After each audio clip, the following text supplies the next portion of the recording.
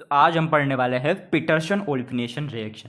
देखो, हमने जो पार्ट पढ़ा ना स्टीरियोकेमिस्ट्री का, उसमें सबसे पहले हमने जो रिप्रेजेंटेशन पढ़ी, उसके बाद रिप्रेजेंटेशन का इंटर कन्वर्जेशन पढ़ा। तो इंटर कन्वर्जेशन में ही एक रिएक्शन जो होती है ना, उससे हम यूज़ करके, इंटर कन्वर्जेशन का यूज़ करके हम एक नेम रिएक्शन जो है पीटरसन ओलिफिनेशन रिएक्शन, उसको डील कर सकते हैं। उसके अंदर स्टीरियो का रोल बहुत ज़्यादा इंपॉर्टेंट है।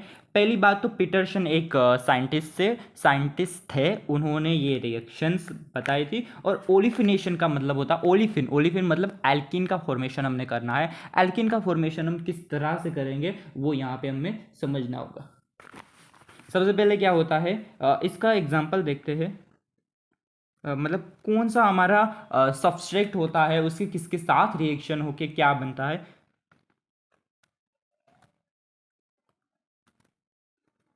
देखो, यहाँ पे दो चीज़ होनी बहुत ही इंपॉर्टेंट है। एक तो है हमारा SiMe3। SiMe3 एक बेहतरीन लिविंग ग्रुप भी हो सकता है, और एक साइड होता है OH, मतलब हमारा हाइड्रोक्सिलिक ग्रुप। देखो, इसमें दो चीज़ होती है। एक होता है प्रेजेंस ऑफ एसिड की कंडीशन में, और दूसरी चीज़ होती है इन प्रेजेंस ऑफ बेस। तो हमारे डिफरेंट टाइप ऑफ न्यूक्लियोफाइल कहो या फिर रिएजेंट कहो, इसको इसे हम समझ सकते हैं कि हम ये सबस्ट्रेट को दो टाइप्स से रिएक्ट करवा के डिफरेंट काइंड ऑफ प्रोडक्ट बनवा सकते हैं। देखो, ये सबस्ट्रेट है। अब देखो, जब हम इसको एसिड की प्रेजेंट में ट्रीट करेंगे तो एक डिफरेंट काइंड ऑफ एल्किन बनेगी, और जब इसको हम बेस के प्रेजेंट में ट्रीट करेंगे तो एक डिफरेंट काइंड ऑफ एल्किन बनेगी। चीज़ क्या यहाँ पे इंपॉर्टेंट है, वो सबसे ज़्यादा इंपॉर्टेंट यही है कि जब एसिड की प्रेजेंट में होगा तब SiMe3, क्या SiMe3 और हमारा जो OH है वो एक दूसरे के क्या होने चाहिए, एंटी होने चाहिए। क्या होने चाहिए, एक दूसरे के एंटी होने चाहिए। और जब बेस की प्रेजेंट होंगी ना, तब दोनों के दोनों एक दूसरे के सीन होने चाहिए। सीन मतलब कि सेम साइड में होने चाहिए। तो समझ में आया, जब एसिड के प्रेजेंट में दोनों ट्रांस मतलब एंटी, और जब बेस के प्रेजेंट में दोनों क्या होने चाहिए, सीन होने चाहिए, सीन। तो क्यों होते हैं सीन वो भी हम समझेंगे अभी जब हम इसको प्रेजेंट। तो सबसे ज़्यादा यहाँ पे जो इंटरेस्टिंग चीज़ यही है कि हमें यहाँ फिशर फॉर्म दिया है। हमें फिशर को किस पे कन्वर्ट करके इस रिएक्शन को डील करेंगे, हम इसको वेजडेस या फिर हम इसको कहते हैं हमारे शोहर्स रिप्रेजेंटेशन में डील करके हम इस रिएक्शन को डील करने वाले हैं। सबसे पहले चीज़ जो इम्पोर्टेंट है, ये देखो, ये वाला हमारा, हम इसको फ्रंट कार्बन मान लें। तो फ्रंट कार्बन पे नीचे की साइड क्या लगा हुआ है, OH लगा हुआ है। बिल्कुल नीचे OH लगा हुआ है। अब देखो, एक साइड हाइड्रोजन लगा हुआ है, एक साइड हाइड्रोजन है, उसको हम किस तरह से, अबोव द प्लेन हाइड्रोजन, और बिलो द प्लेन हमारा क्या लगा है, CH3 लगा हुआ। अब देखो, दूसरे साइड वर्टिकल बॉन्ड क्या है, SiMe3, तो SiMe3 को मैंने नीचे पुट कर दिया। अब देखो, हाइड्रोजन एक साइड है तो हाइड्रोजन अबोव द प्लेन होगा, और बिलो द प्लेन क्या हो जाएगा, हमारा CH3। देखो, फिशर को आराम से मैंने किस में कन्वर्ट कर दिया, शोहर्स में कन्वर्ट कर दिया। अब सबसे पहली जो चीज़ होती है ना, हम इसको बेस के साथ डील करते हैं। बेस की प्रेजेंट में क्या होता है ना, बेस की प्रेजेंट में आप सबको पता है कि बेस क्या करता है, एसिडिक हाइड्रोजन को सबसे पहले रिमूव करता है। कोई भी रिएक्शन में एसिड बेस रिएक्शन सबसे फास्ट होती है। किसी भी रिएक्शन आप देखते हो कि बहुत सारी ऐसी नेम रिएक्शन होती है, तो उसके अंदर जो हमारा फाइनल प्रोडक्ट मिलने से पहले भी कोई एसिड बेस रिएक्शन होती है। तो एसिड बेस रिएक्शन इतनी फास्ट होती है यहाँ पे कि हमारा जो एसिडिक हाइड्रोजन यहाँ पे एक ही जगह है, जो कि है ऑक्सीजन के पास जो हाइड्रोजन है, हाइड्रोक्लोरिक का जो हाइड्रोजन है, वो बहुत ज़्यादा एसिडिक होता है दूसरे हाइड्रोजन के कंपैरिजन में। तो यहाँ से सबसे पहले हाइड्रोजन हमारा क्या होगा, लीव होगा, और O नेगेटिव बना, और बाकी जो है वो उसको एज इट इज लिख दो,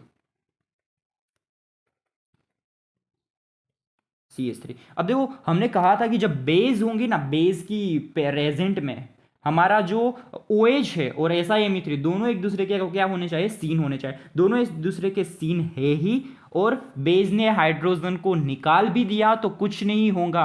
यहाँ पे ये वाला जो बॉन्ड है, OH नेगेटिव वाला जो बॉन्ड है ना, वो डायरेक्टली इस SiMe3 के साथ इंटरेक्ट करेगा। क्योंकि आपको पता होना चाहिए SiMe3 और ऑक्सीजन का जो बॉन्ड होता है बहुत ही दुनिया के सबसे स्ट्रॉन्गेस्ट बॉन्डों में से एक होते हैं, तो आसानी से फॉर्म होता है और यहाँ वाले इलेक्ट्रॉन्स इधर जाके इसको लीव करवा देते हैं। तो यहाँ पे देखो हाइड्रोजन कहाँ था, इस साइड था और CH3 पीछे की साइड था, इन दोनों के बीच एक एल्कीन बनी, CH3 पीछे की साइड था, हाइड्रोजन अबोव साइड था। तो आपको जिस साइड ये CH3 है, हाइड्रोजन आगे की साइड, CH3 पीछे की साइड, तो इस तरह लिख के हमने एक एल्कीन बना दी।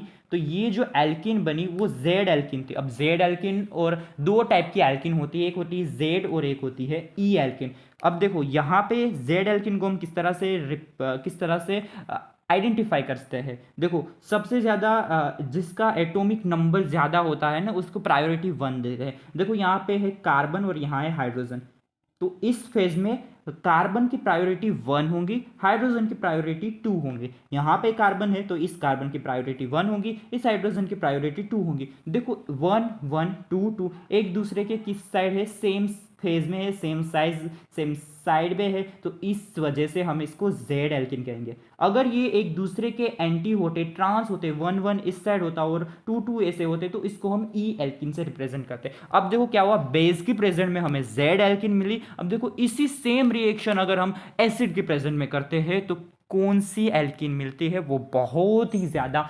इंपॉर्टेंट हो जाता है। टेंस लिया, बट अब मैंने चेंज जो किया ना वो बहुत इंपॉर्टेंट है। चेंज मैंने यहाँ पे एसिड की कंडीशन ले ली। अब एसिड की कंडीशन में आपको सबको पता है कि एसिड की जब कंडीशन होती है तब हमारा OH हाइड्रोक्सिल ग्रुप और SiMe3 एक दूसरे के क्या होनी चाहिए, एंटी होनी चाहिए। ये एक दूसरे के कैसे पोजीशन में है, शीन पोजीशन में है। तो अब यहाँ पे जो काम आएगा वो आएगा हमारा शोहर्स का जो हम क्या करवाए थे, हमने जो रोटेशन करवाया था ना एक साइड के बोन पे, वो काम आएगा। देखो कुछ भी मत करो, एक को एज इट इज रखो और दूसरे को रोटेट कर दो। या तो मैं SiMe3 को रोटेट कर दूं या OH को रोटेट कर दूं, किसी एक को रोटेट करोगे प्रोडक्ट सेम ही आएगा। देखो मैं OH को एज इट इज रख देता हूं, hydrogen above the plane, CH3 below the plane, OH कहाँ पे है, हमारा वर्टिकल बॉन्ड में है। और यहाँ पे अब मुझे चेंज करना है, SiMe3 नीचे की ओर है। फिर से देखो यहाँ पे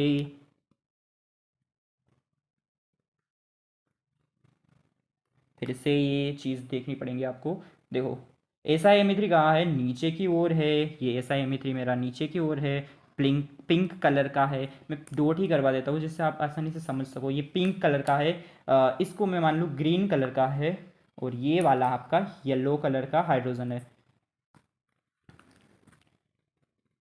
ग्रीन यहाँ है, हाइड्रोजन भाग रहा है अपनी सरफेस छोड़ के, और ये वाला यहाँ। ओके देखो देखो पिंक कलर का SiMe3 कहाँ था, नीचे की ओर था।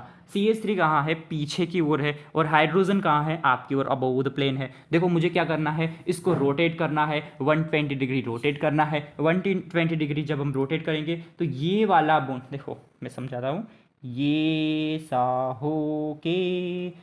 होके ऐसा हो जाएगा। तो क्या हुआ, देखो एक सेकेंड। अब देखो ये सीधा वाई था, उल्टा वाई हो गया। तो पिंक वाला बॉन्ड मतलब SiMe3 कहाँ चला गया, ऊपर की ओर चला गया। और ग्रीन वाला बॉन्ड, ग्रीन वाला हमने किसको मार्क किया था, CH3 को, वो अब आपकी ओर है, मतलब अबोव द प्लेन आ गया। तो CH3 आ गया अबोव द प्लेन, तो हाइड्रोजन पीछे चला गया, तो हाइड्रोजन चला गया बिलो द प्लेन। अंडरस्टूड। अब देखो अब कुछ भी मत करो, अब आप डायरेक्ट रिएक्शन कर सकते हैं H+ की कंडीशन में। कुछ भी क्यों मत करो, रिएक्शन तो करनी पड़ेंगे ना। देखो जब H+ की कंडीशन में जब क्या होता है, H+ क्या होता है, प्रोटोनेट करता है। यहाँ पे oxygen more oxidation, more electronegative है, प्रोटोनेट कर दिया उसको। अब देखो लिविंग ग्रुप तैयार हो गया मेरा, बढ़िया सा वाटर देख रहे हो आप, H2O और ये SiMe3 आसानी से अब टूट जाएगा, अपने इलेक्ट्रॉन और फ्लोन पेयर के यहाँ डोनेट करेगा और यहाँ से हमारा जो H2O है वो रिलीव हो जाएगा। अब देखो क्या बना, CH3 कहाँ था, पीछे की साइड था, बिलो था, तो इसको मैंने इस साइड पीछे की साइड कर दिया। हाइड्रोजन अबो था तो इसको इस साइड फेस पे लिख दिया। दोनों के बीच एल्किन बन रही है। अब ये वाली अबो थी CH3, तो अबो लिख दो, मतलब आपकी ओर, और हाइड्रोजन पीछे की ओर। यहाँ पे जब sp2 सेंटर पे होता है ना, अबो बिलो हम नहीं करते, क्योंकि एल्किन के अंदर sp2 सेंटर के अंदर हम कभी भी वेज डेस बॉन्ड से रिप्रेजेंट नहीं करते, वो sp3 में ही होता है। देखो, अब देखो ये वाला हमने E और Z है तो क्या होंगी, ये E होंगी। देखो फर्स्ट प्रायोरिटी, इसको आप कट कर दो, इस साइड की उस साइड की। देखो इसको फर्स्ट प्रायोरिटी, क्योंकि कार्बन है ज़्यादा एटॉमिक नंबर वाला। सेकंड प्रायोरिटी हाइड्रोजन की, यहाँ पे फर्स्ट प्रायोरिटी इस कार्बन की, सेकंड प्रायोरिटी इसको। 1 1 एक दूसरे के एंटी, 2 2 एक दूसरे के एंटी। क्या बनी, ई एल्किन। कौन सी एल्किन बनी, ई एल्किन। तो ये हमारी पीटरसन ओलिफिनेशन रिएक्शन थी, बहुत ज़्यादा इंपॉर्टेंट है फॉर नेट गेट। जेम में इतना ज़्यादा क्वेश्चन, इसके एक भी क्वेश्चन अभी तक नहीं आया है, लेकिन आप इसको अच्छे से पढ़ लें क्योंकि बहुत ज़्यादा इंटरेस्टिंग होती है और बहुत ही इम्पोर्टेंट भी है और इजी भी है। अगर आपको फिशर आ गया, और अगर आपको शोहर्स रिप्रेजेंटेशन आप पढ़ते हो, स्टीरियो केमिस्ट्री अगर पढ़ते हो ना, तो ये रिएक्शन आपको आनी चाहिए। Thank you so much for watching. आज के 2 लेक्चर कंप्लीट हुए, एक था आपका रिप्रेजेंटेशन का इंटरकन्वर्जेशन और दूसरा था हमारा ये पीटरसन ओलिफिनेशन रिएक्शन। अगर आपको पीटरसन ओलिफिनेशन रिएक्शन या दूसरे लेक्चर, उन दोनों में से किसी भी जगह पे आपको डाउट है तो आप मुझे पूछ सकते हो। ये पूरा का पूरा मैंने पार्ट है जिसको एक ही लेक्चर में आपको दिखा देता हूँ।